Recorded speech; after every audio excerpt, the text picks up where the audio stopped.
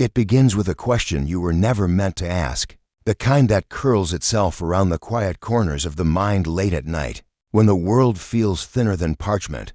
What if the boundary between life and death wasn't a closed door, but a curtain light enough to stir with the smallest whisper of magic? You stand before the veil in the Department of Mysteries, watching its surface ripple like moonlit water even though no breeze exists this far underground. And something inside you tightens with the sense that tonight will not behave like the nights before. So, before you get comfortable, take a moment to like the video and subscribe, but only if you genuinely enjoy what I do here. I'm really curious, from which part of the world are you watching this video? Write your country in the comments.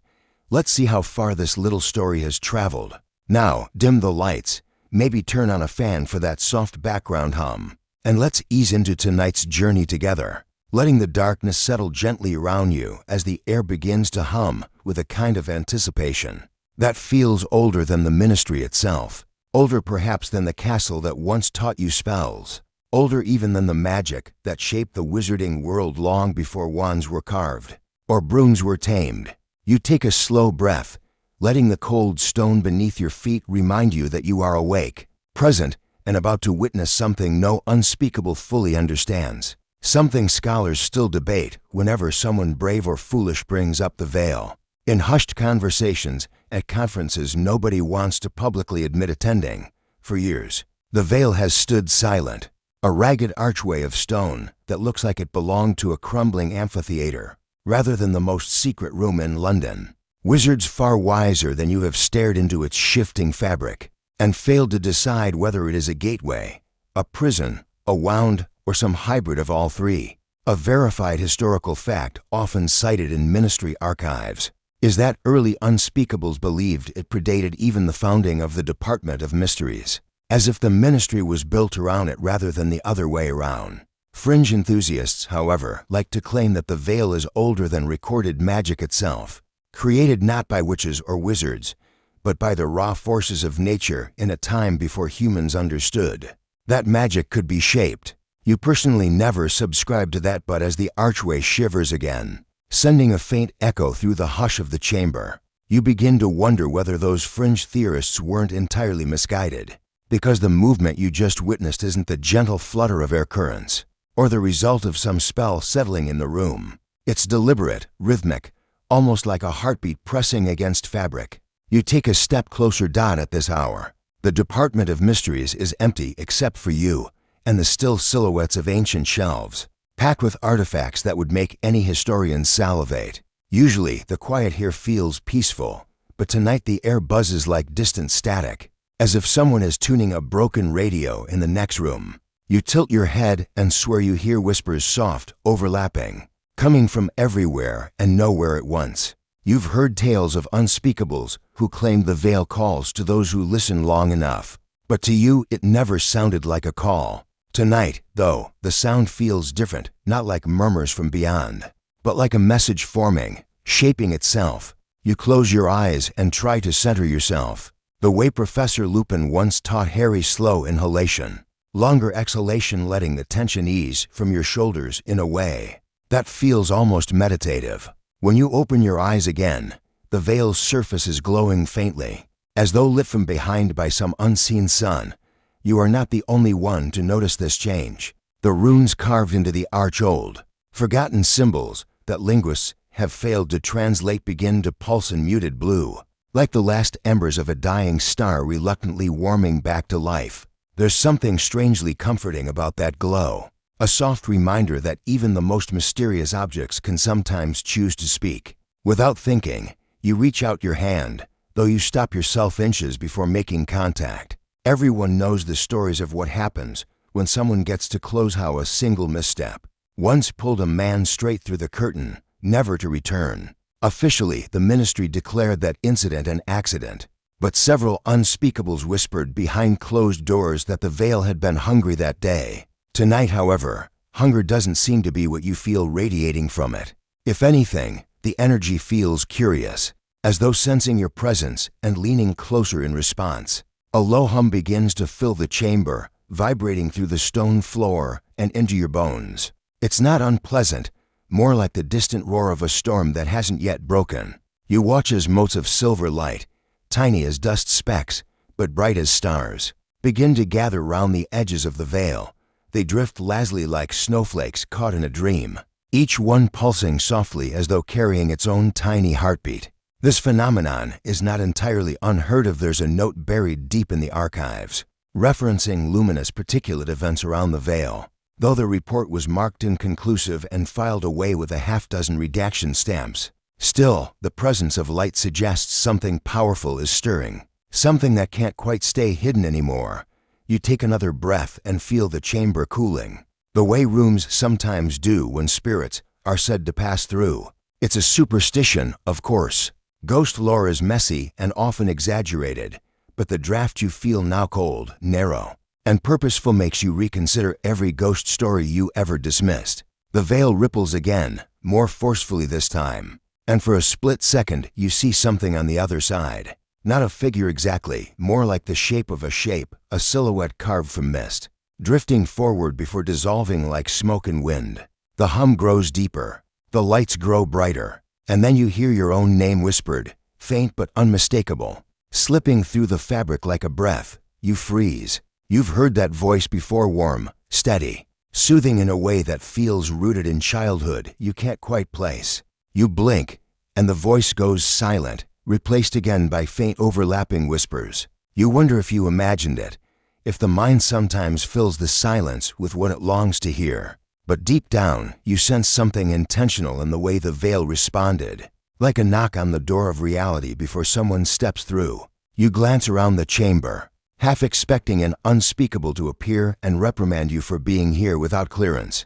But the hall remains empty except for the quiet shadows cast by torchlight along the polished floor. The veil pulses once more, and this time, the ripple expands outward, spreading through the entire room like shockwaves in water. The torches lining the walls flicker violently, their flames turning momentarily blue before settling back into their usual orange glow. Loose parchment on nearby desks lifts into the air, fluttering as if caught in a sudden updraft. You reach out to steady yourself as a sensation like wind brushes past your ankles, swirling upward in a spiral that makes the hairs on your arms stand on end. It's as though the chamber is inhaling deeply, preparing for something monumental. Another historical fact surfaces. Unspeakables have long argued over whether the veil's activity correlates with events in the living world. Some insisted it responds to powerful magic, unforgivable curses, time-turner anomalies, wild bursts of accidental magic. Others argued it reflects emotional peaks, love, grief, fear interwoven with so much intensity they imprint themselves on the world's magical fabric. Tonight, you are witnessing something none of their theories fully explain, because this isn't an echo of something happening elsewhere. This is a beginning. The lights around the arch condense suddenly, forming to brilliant points that glow like twin stars pulled out of the night sky. They hover near the center of the curtain, stretching the fabric outward as though pushed from the other side. You step back instinctively. Even in your awe, instinct warns you that witnessing is safer than interfering. The glow intensifies, shifting from white to gold, radiating outward in waves that make your vision shimmer. It is breathtaking, terrifying, and eerily beautiful, like watching a sunrise from the bottom of the ocean. Then comes the sound, a soft, steady beat like a heart. One beat, then another. Each pulse pushes the curtain outward, stretching it like a living lung expanding with breath. You can almost feel the air thickening as the chamber fills with warmth, replacing the earlier chill. For a moment, you forget you're standing in a room designed to study death. Everything in front of you feels overwhelmingly alive. The whispers return, louder this time and more distinct. Instead of 1,000 voices speaking at once, you begin to pick out to individual tones woven together in harmony, one gentle and melodic, the other warm and slightly mischievous. They speak too quietly for you to recognize the words, but warmth floods your chest anyway, as though your heart is remembering something your mind cannot. Then the glow shifts again, brightening into a blinding flare. You shield your eyes, but even through your fingers you sense movement, of forming, a shaping, as though the veil is learning to sculpt what lies within it. The chamber trembles, a low rumble shaking dust from the rafters, and then the flare dims, drawing inward like a breathing flame, two shapes stand behind the curtain. You gasp not out of fear, but because your body reacts before your mind does. The silhouettes are unmistakable, a man tall and slightly untidy, his hair sticking up at the back as though permanently tousled by wind. And beside him, a woman with a graceful posture, curls drifting around her face like a halo. Even as blurry shapes, they radiate familiarity. James Potter, Lily Potter, even in this half-formed state, their presence hits you like a physical force. It's impossible. It's unthinkable. And yet, here they are, ghosts made almost flesh, memories made almost real. You blink hard, expecting the vision to vanish, but instead the shapes grow clearer. Their features sharpen as though drawn out of mist by invisible hands. James's glasses catch the fading glow. Lily's green eyes shine with a soft, aching recognition that makes your throat tighten. The veil quivers as if straining to hold them, its edges fluttering like fabric trying to decide whether to release or reclaim. The lights around the arch fade slowly until only the two figures remain illuminated by the residual glow. Their feet hover just above the stone floor, touching nothing and yet anchored to this reality by some force you cannot begin to name.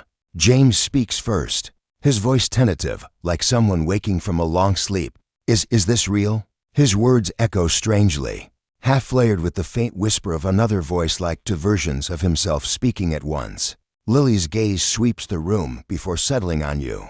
Her expression softens, though confusion flickers behind her eyes. How did we? She trails off, her hand brushing the fabric of the veil as if feeling for the rest of her body. The motion sends another ripple through the chamber. She looks back at you apologetically, as though she's intruding in a place she shouldn't be. You take a careful step forward, your heartbeat pounding in your chest. James, Lily. The names escape before you have time to process them. Their heads snap toward you simultaneously, and for a moment their expressions sharpen with recognition not of you, but of the world they died to protect. There's a heaviness in the air, a weight of unfinished stories and unresolved destinies. You sense instinctively that whatever force allowed them through did so at great cost, bending some fundamental rule you were never meant to understand. A part of you wants to run, to summon the ministry, to alert Dumbledore even though he is long gone, but another part urges silence, awe, and compassion, because for the first time in decades, Harry Potter's parents are here. Not ghosts, not illusions, not figments of longing or dreams. Here, James's shape flickers slightly, his form blurring at the edges. He glances down at his own hands, watching them phase between solid and translucent. We don't have long, he murmurs, as though remembering something the veil told him before releasing him. Lily reaches for him, her fingers brushing his sleeve and stabilizing his form. But we have enough, she says softly. When she looks at you again, her voice steadies. Please, help us understand where we are. What year is it? Is he? She doesn't finish the sentence, but you know exactly who she means. You swallow, your voice trembling as you answer. Your son. He's grown. He's alive. He saved us all. Lily closes her eyes, tears forming, but refusing to fall. James's face twists in a mixture of pride and pain. The chamber seems to exhale around them, as though honoring the weight of that truth. You step closer, slowly, gently, aware of how fragile their connection to this world is. And as you do, a realization settles over you with quiet certainty. Tonight is only the beginning. The veil has opened not for chaos nor vengeance, nor curiosity, but for a purpose you do not yet understand. And whatever that purpose is, you're now part of it.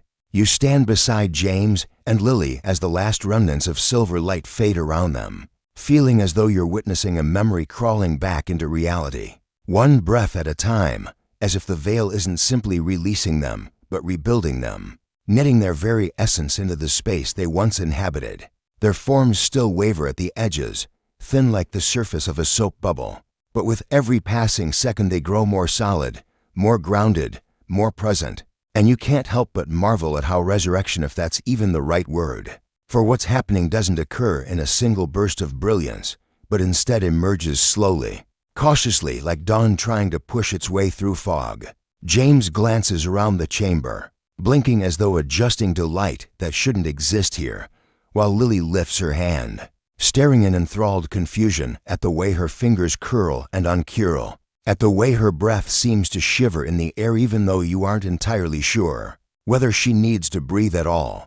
You want to speak, to explain everything at once, but something inside you warns that rushing this would be like pulling on a loose thread in a tapestry you don't know what might unravel. The air still hums faintly with residual magic, vibrating through your ribs like a low violin note that refuses to fade. And you realize the veil hasn't gone dormant yet. Behind the two figures, the curtain continues to ripple in slow, heavy movements, as though exhausted by what it has just done, but unwilling to surrender its connection entirely. You hear whispers again, softer this time, almost tender, like a lullaby sung by a world that doesn't quite understand human language. And for a moment you think you hear laughter, a faint warm chuckle that sounds suspiciously like Sirius on a good day, though you tell yourself that must be your imagination filling in emotional blanks. Still, the veil's behavior tonight aligns with one curious detail you once read in a forgotten appendix, a fringe theory suggesting souls retain temporary echoes after passing through the veil, lingering long enough to interact not physically, but emotionally with those still breathing. It was dismissed by most reputable scholars, of course, but tonight you can't help but consider whether those pages held more truth than speculation. James shifts, his legs wobbling slightly as though relearning how gravity works. You instinctively catch his elbow, surprised by how warm he feels, how real, not like a ghost's cold mist or a memory's yearning shadow, but the heat of a living person emerging shyly through the layers of impossibility. Lily steadies herself beside him, brushing back a curl of hair that falls into her eyes, and the gesture feels so normal, so casually familiar, that your breath catches. She looks at her husband, then at you, and her voice slips out gentle but firm, showing the calm resolve she must have carried even in the moments before her death. "We need to know," she whispers, her green eyes shining with a mix of fear and hope. "We don't understand how or why, but we're here. And you said Harry is alive and grown. Please tell us what brought us back." You struggle for words. How do you explain something you don't understand yourself? Instead, you gesture to a nearby bench, a piece of furniture so unassuming it almost feels insulting, to ask them to sit on it after they've clawed their way back through the fabric of death.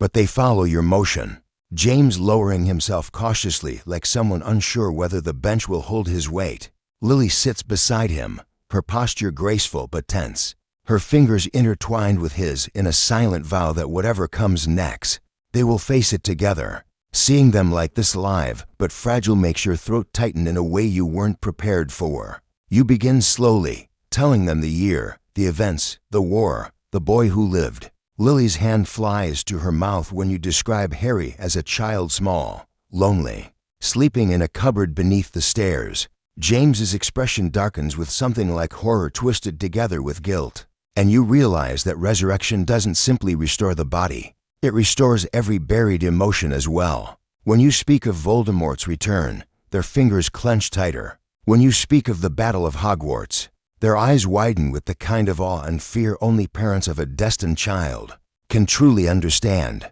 And when you mention that their son, against every odd, every prophecy, every shattered piece of fate, survived, they exhale in unison, a sound so full of relief it could crack a mountain. But as you speak, you notice something strange. Each time you describe a major event, Harry conjuring up Patronus, discovering the truth about their sacrifice, facing Voldemort in the forest, their bodies flicker slightly, as if reacting to echoes of emotions tied not only to them, but to the magical fabric that binds their story to the world. Lily's outline dims when you describe the cruelties Harry suffered as a child. James's hand shimmers when you mention Sirius's imprisonment. Both of them flicker more intensely when you tell them Harry willingly walked into death to save the world. It's as though they're absorbing and reacting to the memories themselves, like magic is stitching their story back into their identities with each truth they hear. This phenomenon reminds you of a verified canonical fact: memories have physical weight. In the wizarding world, conceives show that thoughts aren't abstract but tangible, siphoned into silvery threads that swirl with emotion and meaning. If memories can carry substance, then perhaps hearing these truths is structurally reinforcing James and Lily, anchoring them more firmly into your world. It makes a strange kind of sense. Resurrection through the veil isn't just magic. It's narrative reconstruction. Their story is being rebuilt around them. And yet, even as they solidify, you can't ignore the faint trembling in Lily's left arm. The way James's shadow lags a half second behind his movements. They're more stable than before, but still incomplete, like a photograph developing gradually in a darkroom. You realize that if they are to remain here fully, safely, they need more than facts. They need connection, grounding, people who remember them not as legends but as living, breathing humans. You wonder whether magic itself might be listening, deciding what rules to break based on something deeper than logic, something emotional, something relational. James leans forward, elbows on knees, rubbing his temples. "You're telling me," he mutters softly, "that our son defeated the darkest wizard of all time twice, and somehow managed to grow into a man?" The way he says man is tentative, like he's unsure whether to picture a hardened soldier or the messy-haired infant he last saw. You nod gently. Lily closes her eyes, tears slipping silently down her cheeks, though when she wipes them away her fingers flicker translucent again, as if emotion overwhelms her physicality. "I want to see him," she whispers, voice cracking with longing. "I need to."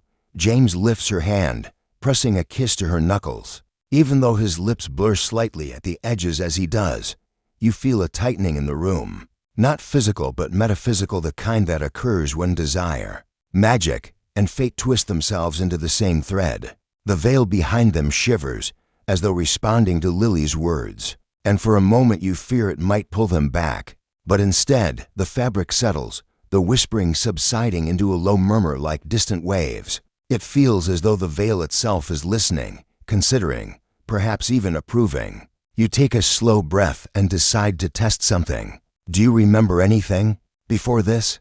you ask gently. "Anything from the other side?" They exchange a glance, one filled with unspoken understanding, and know immediately that whatever happened to them beyond the veil was shared. Lily answers first. "It felt quiet," she murmurs, choosing her words with the care of someone holding a fragile truth. "Not empty, not dark, just quiet, like being wrapped in a blanket woven from all the moments we lived, all the love we gave." She swallows, but there were no faces. "Not at first." James nods, eyes distant. "I heard Harry," he whispers, blinking as though trying to clear fog from his vision. "Not words, just echoes, footsteps, laughter, fear, moments." He hesitates, then adds, "Sometimes it felt like the veil wanted us to remember him, like it was giving us pieces." This chills you in a way you can't explain. Scholars still debate what lies beyond the veil, but nothing in any official record has ever described an experience so personal, so emotionally tailored. You wonder if Harry's final walk into the forest, sacrificing himself to save the world, somehow resonated through the veil's fabric, marking him as someone whose story bent the boundary between life and death. Perhaps James and Lily's return isn't a random event, but a ripple from that moment of self-sacrifice finally reaching the other side. James leans back, inhaling shakily as though his lungs are learning to function.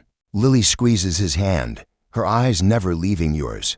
"Whatever brought us here," she says quietly, "we trust you to guide us, at least until we can stand on our own." And there it is, the trust of two people who have every reason to fear the world they've re-entered, who stand before you half-formed yet wholly sincere. You exhale slowly, letting the weight settle on your shoulders in a way that feels less like burden and more like calling. You tell them there are people, many people, who will want to see them, help them, understand them. You warn them gently that the world has changed, that some wounds are deep, that not everyone will know how to react, but you promise to prepare them, to ease their transition, to walk them into this new life one careful step at a time. They nod, grateful but nervous. James cracks a small smile. "Well," he says softly, "at least we're not alone." Lily rests her head briefly on his shoulder, letting herself feel the moment in a way that seems to strengthen her form slightly. As though love itself is stitching her edges tighter, the chamber warms. The whispers quiet. The veil, for the first moment since you arrived, goes still. You realize with a shiver that something profound has shifted, not just in the room, but in the very structure of magic around you. Whatever James and Lily are becoming, Whatever form resurrection is taking, it's tied to emotion, memory, and connection in ways no spellbook ever dared suggest.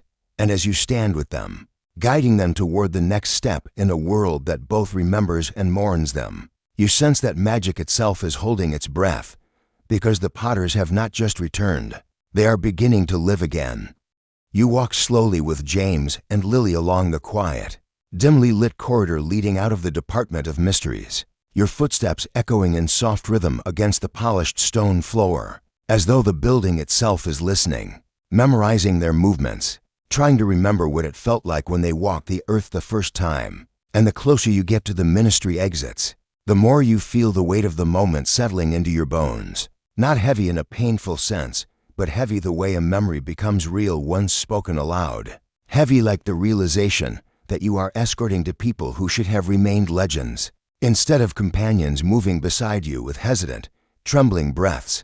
James steadies himself with one hand against the wall, marveling in whispered disbelief at the warmth of the stone beneath his palm, while Lily keeps her gaze ahead, the faintest shimmer outlining her silhouette, as though the veil's magic still clings to her like morning dew that hasn't yet evaporated. You tell them the ministry will be quiet at this hour, and though technically you should have informed someone by now, you know instinctively that revealing their presence too soon would overwhelm them. Resurrection, even in this strange, incomplete form, requires gentleness, not bureaucracy. Lily nods gratefully when you explain that you're taking them somewhere safe, somewhere meaningful, somewhere that can help anchor them. And though she barely speaks, the intensity in her eyes tells you she understands the importance of moving slowly through this enormous new world that once belonged to them so intimately. Outside, the chill London air hits you first, brisk and familiar.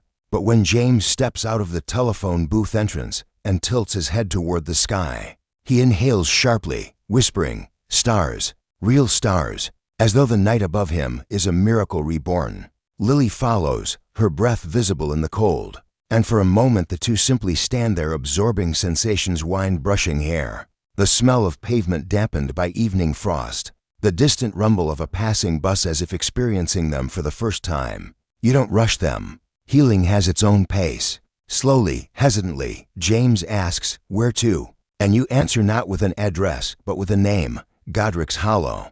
The words hang in the air, a blend of sorrow and destiny and unfinished story. Lily squeezes James's hand, and he nods, understanding that this is the place where their new existence must begin. Your apparition is gentle, controlled, as though the magic itself senses the fragility of the passengers it carries. And when your feet land on the narrow cobbled path near the edge of the village, the quiet hum of night wraps around you like a cloak. Godric's Hollow looks almost unchanged from the portraits and memories that live in wizarding culture, quaint cottages with thatched roofs leaning slightly, as if whispering secrets to each other, lanterns glowing softly like constellations scattered at ground level, and the faint scent of wood smoke drifting through the crisp air. But as you walk forward with James and Lily at your sides, you notice the way their shapes flicker faintly in response to every memory-laden corner, as though the village is not merely a location, but an old friend trying carefully to recognize them. A verified canonical fact springs into your mind unbidden. Godric's Hollow is one of the oldest wizarding settlements in Britain, home to both magical families and Muggle neighbors who coexist without realizing how much history lies beneath their feet. Its age alone gives it a kind of magical resonance, a resonance you can almost feel vibrating beneath your shoes. Scholars still debate whether magical locations truly respond to the emotions of those who visit them.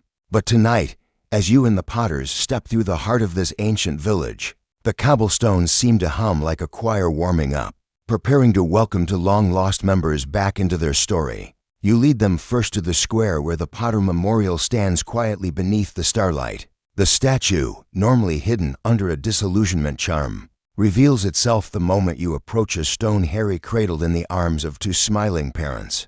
Lily gasps softly, covering her mouth as she stares at the sculpture, her eyes darting between the stone representation of herself and the flickering, fragile self she has become. James steps closer, tracing the outline of the baby in the statue's arms, whispering, "He was so small." His voice cracks, and the statue seems to glow faintly in response. though maybe that's just the reflection of lantern light trembling over their half-solid forms. You let them stand there for as long as they need, watching them absorb the love captured in marble, the joy that once existed before fear replaced it. And you feel a deep ache in your chest knowing that this moment is both beautiful and unbearably painful.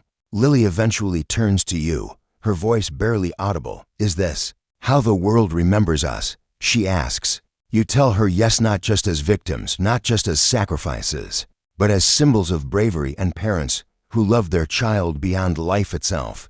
She nods, a fragile smile flickering across her face, though her outline blurs a little. As if emotion stirs the veil-like residue still clinging to her. The walk to the cottage is quieter, heavier. You don't have to tell them where it is. Their feet seem to find the path instinctively, guided by the echoes of a life interrupted. When the ruined outline of the Potter home comes into view, James stops abruptly, his shoulders tightening. The cottage stands exactly as it has for decades, roof partially collapsed, ivy climbing over shattered brick, charm-protected walls shimmering faintly with ancient preservation spells. It is a wound preserved by time, a memorial to one horrific night. Lily reaches out, fingertips brushing the edge of the low picket fence, and a ripple of energy sparks across her hand, reacting as though recognizing a familiar presence. It remembers us, she whispers shakily. A quirky fringe detail you once read in a magical architecture journal resurfaces. Some wizarding homes form emotional imprints of the families that lived within them, retaining echoes of their presence long after death. The article was dismissed by many as speculative nonsense, but as Lily's fingers glow with recognition and James takes a trembling step toward the front door, you realize maybe the old theories weren't so far-fetched after all. James walks first into the threshold, if it can still be called a threshold, and stops as though time itself has gripped him. Lily follows, and together they step into the skeletal remains of the sitting room. You stay back for a moment, letting them enter a space that once held laughter and warmth and the hope of a long life. With their newborn son, the walls whisper no, not literally, though Lily glances around as if she can hear soft echoes, perhaps memories flowing through. Whatever magic still lingers in the foundations. You step inside quietly, mindful of the crunch of debris beneath your feet. The interior is frozen in the aftermath of destruction. Scorched wood, cracked plaster, dust floating gently in the cold moonlight that spills through the broken roof. Yet there is beauty here too, the stubborn persistence of a place refusing to be erased, refusing to let one night define its entire existence. Lily kneels beside the spot where Harry's crib once stood, tracing a trembling hand along the faded outline left in the splintered floorboards. The motion stabilizes her slightly, her form flickering less, as if this physical remembrance pulls her inward, anchoring her. James, meanwhile, wanders through the remnants of what used to be a small bookshelf, picking up a charred bit of wood that might once have been the leg of a rocking chair. "We bought this," he murmurs, staring at the fragment. "I charmed it to never squeak." The realization that he remembers such a small detail, and that such a detail still matters to him, tightens something inside your chest. Lily stands and joins him, laying a hand on his arm. "It wasn't supposed to end here," she says softly. "We were supposed to watch him grow." You tell them gently that their love didn't end here, that Harry carried it with him through every hardship, through every triumph, through every moment he stood against impossible odds. You describe how Harry spoke of them, how he visited their graves, how he saw their reflections in the mirror of her eyes. And Lily closes her eyes as if she can feel the echoes of those desperate childhood longings brushing against her heart. A gust of cold night air sweeps through the room, and for a moment the moonlight brightens, illuminating the ruin in a way that feels almost sacred, as though the cottage itself is giving them space to grieve and remember. James takes another step, stopping near the back room, Harry's nursery. He hesitates, shaking slightly, before pushing open what remains of the door. The air shifts. A low hum spreads across the floor like a vibration through old wood, and Lily holds her breath as she enters beside him. The nursery is small, hardly more than a corner with broken beams and splintered walls, yet it feels enormous in memory. Lily touches the remains of the wallpaper, once decorated with little broomsticks that zipped and zoomed on a repeating loop. The images no longer move. They were destroyed when Voldemort's curse ripped the house apart. But Lily runs her fingers along their faded traces, whispering, "I remember painting these charms." They kept flying into each other until James fixed them. James laughs weakly. The sound hollow but real. They were adorable chaos, he says. You stand behind them quietly, letting them inhabit this fragile moment, letting them be parents. For a moment, the nursery flickers, light shifting across the walls in a way that feels familiar. Comforting, as if the magic embedded here is trying to acknowledge them. You could swear, for a split second, you hear an echo of infant laughter, not literal, not haunting, but emotional, like the memory of a sound too deep to fade. Lily closes her eyes, smiling through tears. James presses his forehead to the wall, breathing shakily. You step back to give them space, but even then you sense the cottage watching them, remembering them, holding onto them with whatever tattered remnants of emotion still cling to the stone and wood. Eventually, Lily turns toward you, her features taut but calm. "We can't stay here long," she says, as though she feels a pull you cannot. "This place, it helps us, but it also holds us too tightly." James nods. "We need to see him." You agree instantly, though you remind them that seeing Harry, now grown, changed, carrying the weight of their legacy, will be overwhelming for all three. For a moment, the flickering around their bodies intensifies, as if the very idea of seeing their son strengthens them. The veil's residual shimmer pulses along Lily's arm, then quiets again like a heartbeat calming after a rush of emotion. As you guide them toward the door, Lily glances back once more at the nursery, at the shattered pieces of a life that should have lasted decades, and whispers, "Thank you for waiting." You don't know if she's speaking to the house, the memory, the air, or magic itself, but the room seems to brighten faintly in response before settling into shadow once more. Outside, the night air feels different, crisper, calmer, as though the village itself has released a long-held breath. James and Lily walk beside you, steadier now, their forms more cohesive, their steps lighter. It's as if visiting the cottage has stitched new threads into their being, anchoring them in ways the veil could not provide alone. And as you lead them down the quiet lane, past the stone buildings that have stood for centuries, you sense that something profound has shifted. They are no longer just echoes pulled from beyond. They are becoming themselves again, piece by piece, memory by memory. But the journey is only beginning. They still need to meet Harry, and the world, whether ready or not, is about to feel the tremor of two lives returning to rewrite the shape of destiny. You stand with James and Lily just outside the quiet edge of Godric's Hollow, the night air cool and still around you, and for a moment none of you move, as if the entire world has paused to let the three of you gather the courage needed for what comes next, because bringing them to Harry is not a simple matter of showing up at his door. It is the unraveling of decades of grief, the reordering of memories, the rewriting of a lifetime shaped by absence, and you can feel the tension in both of them rising and falling with every unsteady breath they take. James glances at the distant lights of the village, running a hand through his eternally messy hair, a gesture so deeply Harry.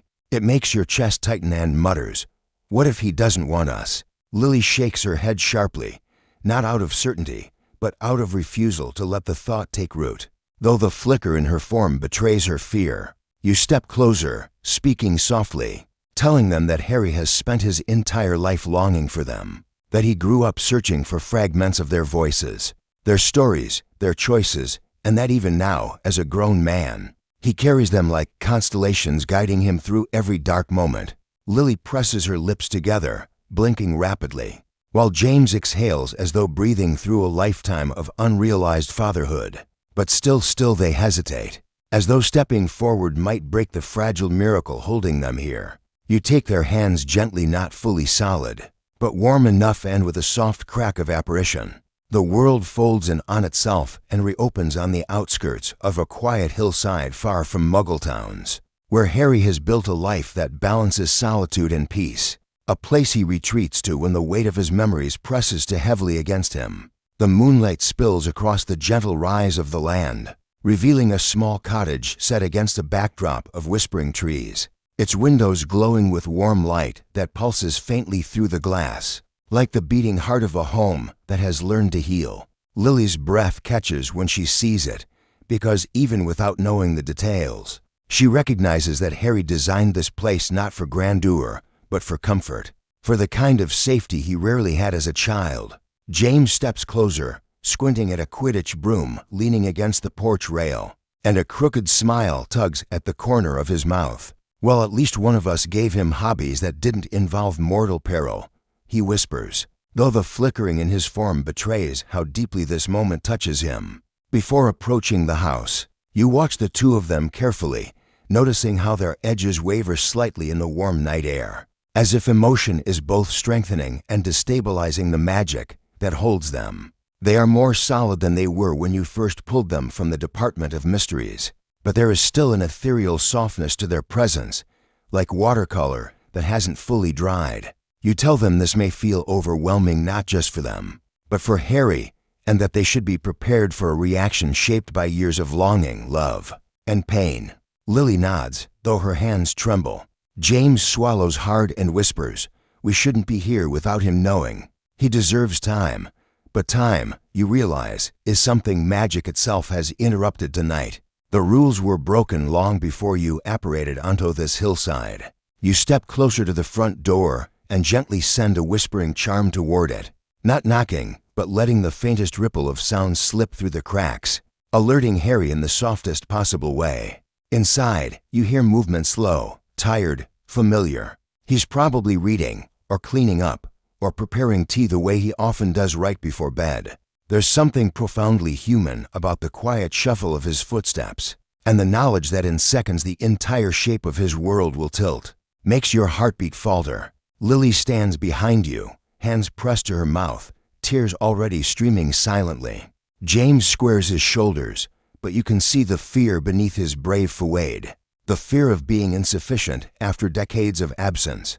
When the door opens, Harry stands framed in the warm golden glow spilling from inside, wearing a soft jumper, hair tousled from running his hands through it repeatedly, a nervous habit he inherited from James. And for a moment he simply stares at you, confusion flickering in his eyes, because you were not expected, and the night is late, and yet something in your expression tells him this isn't an ordinary visit. He opens his mouth to speak, probably to ask if something is wrong, when he suddenly notices the faint shimmer behind you. His breath catches, his brows pull together. He leans slightly to the side, trying to see past you, and then he sees them. James takes one shaky step forward. Lily raises a trembling hand, asterisk. Harry's world stops. He does not speak. He does not breathe. He stands there in absolute stillness, his face draining of color, his eyes widening in disbelief so profound it fractures something inside you to witness it. For a long, agonizing moment, he simply stares, as though trapped between reality and dream, between desire and terror. His voice, when it comes, is no more than a hoarse whisper scraped from the depths of childhood ache. "Mum?" "Dad." Lily breaks. She rushes forward, not fully solid, her form flickering wildly, but her arms wrap around him in a motion so instinctive it defies magic itself.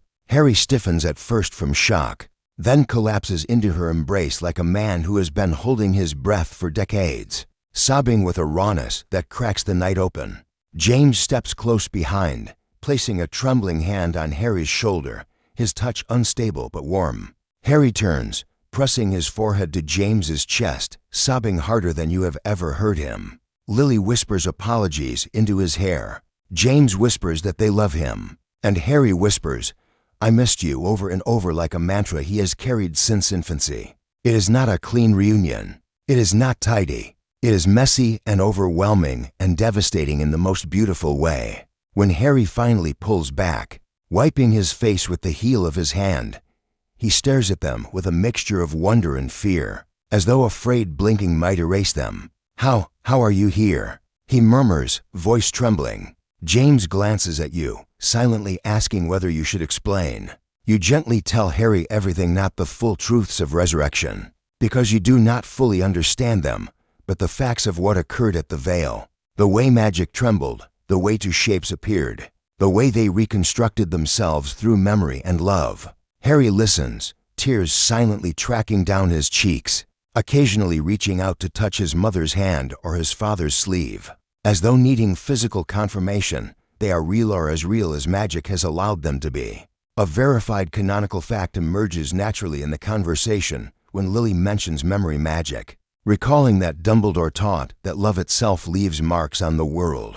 Protective imprints stronger than any spell. Harry nods, understanding instantly. After all, the power of his mother's sacrificial protection is the reason he survived Voldemort's attack in the first place. But then James adds something strange, a recollection from beyond the veil. There were moments, he whispers, moments where it felt like your memories were stitching us together, like pieces of you reached across some impossible distance. Lily agrees, saying she felt Harry's fears, joys, tiny triumphs stretching like fragile threads across the void. Harry stares at them, stunned. The idea is untested, unrecorded, unbelievable. But scholars still debate the nature of soul magic, and tonight, you are witnessing evidence that memory, especially memory shaped by love, may bridge gaps no one ever considered crossable. Harry leads them inside the cottage, hands shaking, voice trembling, and as he closes the door behind you, the warmth of the interior folds round all of you like a comforting spell. The space is small but cozy, shelves filled with books ranging from magical theory to Muggle cooking, a fireplace crackling softly with embers that glow amber against the stone, a couch draped with a whereupon blanket that looks suspiciously like one Molly Weasley might have gifted. James walks slowly round the room, touching objects with a reverence usually reserved for sacred relics. Lily lingers near the fireplace, staring at the framed photos lining the mantel. Harry at Hogwarts, Harry grinning with Ron and Hermione, Harry holding Teddy Lupin as a toddler, Harry battle-scarred, but smiling on the day peace finally returned. Lily lifts one frame gently, her fingers glowing faintly as magic responds to her touch. "He's so strong," she murmurs. Harry smiles weakly, brushing tears from his cheeks. "I had help," he whispers as they explore Harry's cottage. Their forms grow a little more solid, a little more grounded, as though being in a space shaped by Harry's life reinforces the magic that rebuilt them. James brushes the edge of a photograph showing Harry and Ginny laughing in Diagon Alley, and though a pang of sadness crosses his face at what he missed, pride radiates from him like warmth. Lily finds a photo of Harry teaching Albus to fly for the first time, a messy, chaotic moment filled with crooked broom angles and worried shouts, and you watch as Lily's expression softens into awe. "He has children," she whispers, as though the idea itself expands something inside her. Harry nods gently, explaining their names, their personalities, the ways each one carries echoes of the people who came before. Lily listens with quiet reverence, absorbing every detail like sunlight. But as the night deepens, you notice something subtle and unsettling. The more Harry talks, the more emotional he becomes, the more intense the memories he shares, the more the air around James and Lily shivers with unstable magic. Not dangerously yet, but enough that the edges of their forms flicker when emotions run to high. Lily's hand briefly phases through the arm of the couch. James's shadow lags behind his movements again. You sense immediately what this means. Resurrection through memory, through emotional imprint, through the latticework of magic and love. It is powerful, but it is not yet stable. Too much emotional charge could either solidify them or tear them apart. Harry notices too. His expression shifts into concern. "Are you okay?" he asks, voice tight with fear. Lily brushes his cheek, her hand shimmering as though resisting dissolution through sheer force of love. "We're here," she whispers. "That's enough." But James's eyes meet yours, and you see the truth in them. This miracle is delicate, temporary, and the stability of their existence is tied directly to balance, not overwhelming emotional storms. If emotions escalate too sharply, the magic might break.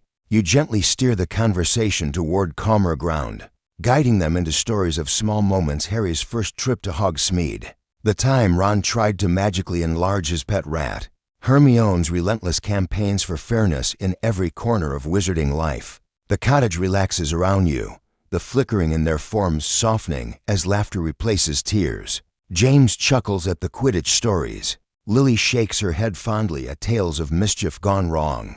And for a fleeting moment, the room feels whole, complete. A family restored in the softest glow of evening. But even in the calm, there's a tension humming beneath the surface, a reminder that tonight is only the beginning, and that rewriting a life built on longing requires more than reunion. It requires healing, understanding, time that may or may not be granted. And as Harry leans back on the couch, staring at his parents as though imprinting their faces into a part of his heart untouched by war or trauma, you sense the future shifting gently round all of you, threading itself to make room for something impossible, fragile, breathtaking. Because Harry's heart, after a lifetime shaped by loss, is beginning to rewrite its own timeline. Asterisk.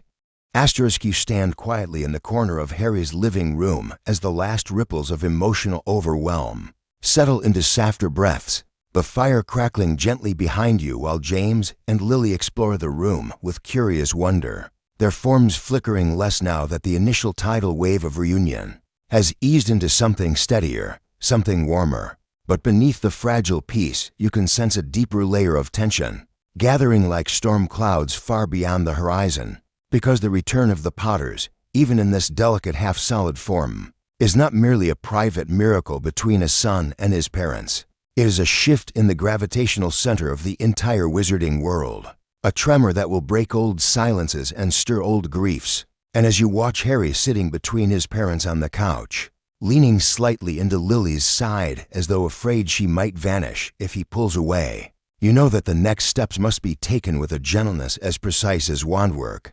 Harry glances at you with the kind of unspoken question only someone who has survived too much pain can ask: who should know next? And the weight of that question settles into your bones, because the answer carries implications that reach beyond this warm cottage, beyond this quiet night, into old friendships still healing and old wounds still aching. James stretches slightly, rolling his shoulders as though relearning what muscles are supposed to do, then clears his throat.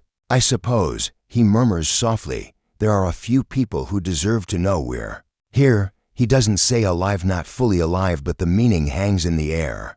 Between all of you anyway. Lily nods, brushing a hand over Harry's hair, and though her fingers flicker as they pass through a lock of it, the tenderness is unmistakable. Harry inhales slowly, thinking. Ron and Hermione, he murmurs, voice thick. They should know. Then, after a pause, quieter, and Ginny, Lily's smile warms, her outline glowing faintly at the mention of Harry's wife. And then comes the name Harry can barely bring himself to say. And Professor McGonagall, his voice catches slightly. And you understand why McGonagall was the closest thing to a guardian Harry had within Hogwarts. And the thought of her seeing James and Lily again makes the back of your throat tighten. But even as Harry lists the people he trusts, another name enters the room, like a ghost, one none of you speak aloud at first, one whose presence lingers in the silence. Severus Snape. James stiffens slightly, his jaw tightening, and Lily's expression shifts, caught somewhere between old affection and old pain. Harry glances at them both, uncertain. You don't push the subject yet. Instead, you suggest starting with those whose reactions will not jeopardize the fragile stability of the moment. So Harry gathers himself, wiping his eyes and breathing deeply the way Hermione once taught him during stressful spells. Practice, and then he reaches for the enchanted communication mirror on the table. A verified canonical fact enters your thoughts. Sirius and Harry once used two-way mirrors to speak across impossible distances. This mirror is a modified version Hermione crafted with improvements from old Black family designs. Harry whispers Ron's name softly, and within seconds, Ron's sleepy, confused face appears in the mirror, hair sticking up in every direction like he fought a broom handle in his sleep. Mate, why are you calling at Blimey? Is it this late? Is everything okay? He asks, eyes already narrowing suspiciously. Harry hesitates, glancing at you, then behind him toward James and Lily, who stand just outside the mirror's range. Ron, Harry says quietly, voice trembling, I need you and Hermione to come here. Now. It's important. Ron sits up instantly, worry snapping him awake. Important how? He demands. Harry opens his mouth, then closes it, realizing there's no way to explain this without seeing it. Just come, Harry whispers. Ron stares at him for a second longer, searching his face, then nods once. We'll be there in 10. The mirror dims. Harry takes a few shaky breaths as he sets the mirror down, and Lily places a hand on his arm, smiling softly. They're good friends, she murmurs. Harry nods, smiling weakly. The best, he whispers. James gives a proud grin, shaking his head. Well, I suppose we're about to find out how many people faint when they see us, he mutters. Harry snorts through the remnants of his tears. Ron will faint, Hermione will lecture the laws of magical possibility mid-shock, and Ginny will just stare at you both for a while, and then be happy. So much happier than she'll be able to say. Lily beams at the mention of Ginny, the warmth of her motherly approval seeming to stabilize her form further. Not long after, to soft cracks echo outside Ron, and Hermione apparating just beyond the property line. Harry tenses. Lily straightens. James runs a hand through his hair again, muttering, "Right? Showtime." The door opens, and Ron barrels in first, wand already half raised, hair wild, eyes scanning for danger. Hermione follows, breathless and worried, clutching her robes like she sprinted the moment Ron grabbed her hand. "Harry, what's wrong?" "We came as fast as..." Hermione stops abruptly, mouth dropping open, eyes expanding with a disbelief so sharp it borders on pain. Ron crashes into her back, stumbling, then freezes as his gaze lands on the two figures standing behind Harry. James raises a tentative hand. Hello." Ron faints. He doesn't fall gracefully. He drops like a stone, collapsing into Hermione, who shrieks and tries to catch him but ends up half toppling over the coffee table. Harry rushes forward, helping her lower Ron gently to the rug, while James and Lily watch with a mix of concern and overwhelmed amusement. Hermione, still on her knees beside Ron's unconscious form, stares up at James and Lily as though she's glimpsing a miracle she never prepared for. In her meticulously organized mind, she covers her mouth, tears already forming. This isn't possible," she whispers. "This defies Harry, oh my God." Lily kneels beside her, hesitant but gentle. "I'm sorry," Lily whispers. "I know this is a shock." Hermione sobs, laughing through the tears. "A shock? Lily, you my God, you're real, you're James Potter." She laughs again, entirely unprepared, entirely human in her disbelief. James kneels too, offering a hand that flickers at the edges, but is warm enough for Hermione to hesitate. "Then take it." "Thank you," James says softly. Hermione blinks. "For what?" James smiles. "For taking care of Harry." Hermione dissolves again, falling into Lily's arms without hesitation. You feel something in the room shift. Magic recognizes affection as much as grief, and the stabilizing glow around the Potter's pulses slightly brighter. Ron groans and wakes just in time to see James Potter asking Hermione if she's all right. Ron screams, not loudly, more like a strangled croak of disbelief, and scrambles to his feet, pointing at James with shaking hands. You're blimey, you're Harry. Your dad is your mum is Hermione. I think I died." Harry bursts into tears laughing, pulling Ron into a hug, and Ron, still trembling, clings to him. When he finally musters the courage to approach James, he stops short, gulping. "Hi," Ron croaks. James grins. "Hi." Ron promptly bursts into tears. The room becomes a swirl of emotional chaos, Hermione asking rapid-fire questions that James and Lily can't possibly answer yet. Ron wiping his face on his sleeve while muttering about heart attacks. Harry hugging his mother every 5 seconds as though afraid she'll vanish if left unattended. But beneath the commotion, you can feel something else awakening in the fabric of the cottage, the awakening of old wounds. Beyond this room, wounds belonging to people who carry complicated ties to the Potters. Dumbledore's guilt, McGonagall's quiet grief, Hagrid's broken heart, Lupin's memory, and at the center of everything, the one wound that has never fully closed, the one tied directly to Lily and James like a delicate, painful thread. Severus Snape.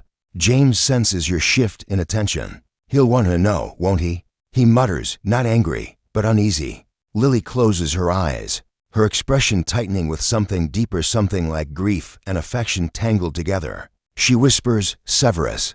Harry freezes at his mother's tone, unsure whether to fear or welcome the name. James shifts uncomfortably, muttering under his breath, That greasy bat better not pretend he didn't care. You shoot him a look. He lifts both hands defensively. What? I'm being honest. Lily gently squeezes James's arm. He cared, she says quietly. In his own way. Hermione nods quickly. He died protecting Harry, she adds, voice soft but fierce. James blinks, stunned. He what? Harry's expression darkens into a familiar mix of pain and gratitude. It's complicated, he whispers. Everything with Snape always was. Before the conversation deepens, another soft crack echoes from outside, followed by hurried footsteps. Ginny, red hair blazing like a comet in the moonlight, eyes wide and wild as she bursts into the cottage calling Harry's name. The moment she sees Lily and James, she stops dead, hand flying to her mouth. Harry rushes to her, catching her as her knees nearly buckle. She looks between the two figures, tears already falling, then steps forward, voice shaking. James Potter, she whispers. Lily Potter. Lily steps forward and embraces her gently, murmuring, "You must be Ginny." Ginny sobs openly, clinging to her, whispering, "He always wanted you." Lily holds her tighter. James steps forward and places a hand on Ginny's shoulder, his touch flickering faintly, but warm enough to ground her. "Thank you," he says softly, echoing words he spoke earlier to Hermione. "For loving our son." Ginny breaks entirely, burying her face in Lily's shoulder. And then, as if summoned by the growing emotional storm, a shadow falls across the doorway. Professor McGonagall, standing very still, her eyes glistening behind her square spectacles as she takes in the impossible sight before her. She does not faint. She does not scream. She simply stands there, lips trembling violently before she whispers, "My dears." Lily reaches her first. James follows. McGonagall draws them into her arms as if they are her own children, her shoulders shaking with every breath she's held back for over 2 decades. Harry watches them, tears streaming silently down his face, and the entire cottage glows faintly as magic responds, acknowledging the reunion of people, bound by love, loss, loyalty, and sacrifice. But even in this overwhelming moment, you know what still lingers unresolved? Snape. The name hangs in the room like a ghost. The old threads tug harder now, pulling James, Lily, and Harry toward one final confrontation with the most complicated wound of all. Because the wizarding world may rejoice at the Potter's return, but one man, one lonely, tormented man lived and died in the shadow of Lily's memory. And that memory is waiting, trembling, demanding to be addressed, and you know that. Soon, very soon, you will have to guide them into that final reckoning. The cottage settles into a quiet hum of overlapping emotions: joy, disbelief, grief that has curled itself into something gentler but still deep. And while Harry sits between his parents, occasionally touching Lily's arm or James's shoulder just to confirm they are still there, you sense in the air a slow, almost imperceptible shift, like the delicate bending of magical gravity around a story that has been fundamentally altered. And part of that shift is the realization that the world James and Lily left behind no longer resembles the world they've returned to. Not in structure, not in culture, not in magic, not even in the unspoken rhythms of how wizards live day to day. It begins subtly, the moment Hermione, still teary-eyed, launches into an explanation of the modern ministry's transformations, how Kingsley rebuilt it from the ground up, how Aurors now undergo empathy training, how Muggle-born rights are enforced with actual legal teeth instead of empty promises. James listens with a stunned half-smile, occasionally muttering something like, "Blimey," about time, while Lily, whose mind always took in information like sunlight, absorbs everything with bright, intent eyes. But as Hermione continues touching on peace treaties, on the reconstruction of Hogwarts after the final battle, on wand permit reforms, you realize the Potters are experiencing an overwhelming truth. They have come back to a world that moved on without them. Ginny, having recovered from her initial shock, sits close to Lily, showing her pictures from the modern wizarding world, moving Quidditch posters, portraits of her children, even a Muggle photograph of a birthday party that Harry awkwardly attended, at the insistence of a Muggle-born colleague. Lily marvels at the Muggle camera, whispering, "It doesn't move," but somehow it still feels alive, and Ginny laughs softly. James leans over her shoulder, squinting. Wait, what in Merlin's name is a bouncy castle? He asks, sounding both bewildered and deeply curious. Harry blushes, mumbling, it's perm, a muggle thing for children. And James bursts into laughter so sudden and joyful the whole room warms. But even through the laughter, you see it that flickering glimmer along James's arm, the soft shimmering around Lily's outline. They are not fully anchored yet. They exist, but precariously, woven from veil magic and memory, held together by emotional bonds and sheer will. The world therein is real, but the connection tethering them to it remains uncertain. When McGonagall finally speaks, her voice carries both relief and melancholy. You must understand, she says softly, everything has changed since since we lost you. She smooths the front of her tartan robes with hands that tremble almost imperceptibly. Hogwarts has changed. The world has changed. Even magic itself feels different, as though shaken by what we have endured. A verified canonical fact, rise is naturally in the conversation. Hogwarts was damaged in the Battle of Hogwarts. The Great Hall shattered. Walls blown open, the castle shifted and rebuilt by magic that responded to trauma with a strange, almost biological urgency. And you recall how the school's architecture has always been semi-alive. Those scholars still debate whether it is sentient in any conscious way. When McGonagall mentions this, Lily inhales deeply, murmuring, even buildings evolve. Even magic evolves. Her voice trembles in awe. James, on the other hand, tries to hide his growing anxiety under humor. So you're telling me, he says, running a hand down his face, that Voldemort's gone. The Ministry's less incompetent. Slytherins don't bully first years anymore. And the entire wizarding world didn't collapse after we died. Ron snorts. It almost did, he says, rubbing the back of his neck. But Harry kind of held it together. James turns to Harry, eyes softening with something deeper than pride, something like humbled awe. Lily reaches for Harry's hand again, whispering, I knew you would grow into someone extraordinary. Harry shakes his head quickly. I didn't do it alone, he murmurs. Hermione smiles gently. You never had to. But as the conversation deepens, the world's changes begin to overwhelm the Potters. Hermione launches into a rapid explanation of modern broom regulations, advances in apparition safety, enchanted prosthetics researched by George Weasley, magical childcare reforms, even an initiative that tries to integrate more Muggle technology into wizarding life, an initiative that James reacts to with a horrified, wait, wizards are using electricity now? No, stop, that's how you get magical fires.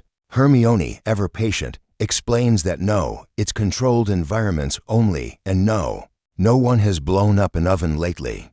A quirky fringe detail slips into the conversation when Ginny mentions a circulating conspiracy theory, claiming the Fidelius charm stored fragments of the Potter's souls in the walls of Godric's Hollow, to which James responds, I'm sorry, what? Hermione rolls her eyes so hard she almost tips over, muttering, please ignore the magical internet. It's chaotic. James stares at her. The magical what? Hermione sighs deeply. Don't ask.